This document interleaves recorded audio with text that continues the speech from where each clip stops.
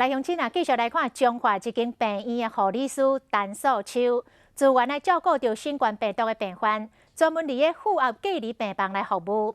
陈素秋讲，伊印象上深的，就是全国头一个确诊死亡的白牌仔车的司机，伊的妈妈甲小弟尾仔嘛确诊带入去病房。陈素秋发现老阿嬷出院了后无人照顾。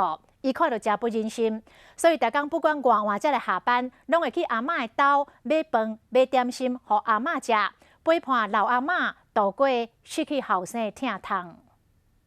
我叫陈素秋，93病房担任护理师工作。93病房是专门收治肺炎确诊的负压隔离病房。每个学妹都问我说：“学姐，你会不会怕？”其实每个人照顾这些病人都会有点担心。陈素秋每工爱用10外分，穿这未通风的全套隔离衣，用石画喙暗，家伊的面是瞬间暗，就亲像伊看心病人状况的心同款。肺炎爆发，全国第一位确诊死亡的白牌车司机，伊的妈妈甲弟弟后续嘛确诊，住伫93病房。妈妈好了后先出院，陈素秋担心伊一个人家己伫厝，特别去探望伊。他就很落寞的拿着他的大儿子的照片看，拿着他的大儿子影印的那个身份证，在那考，他就在哭。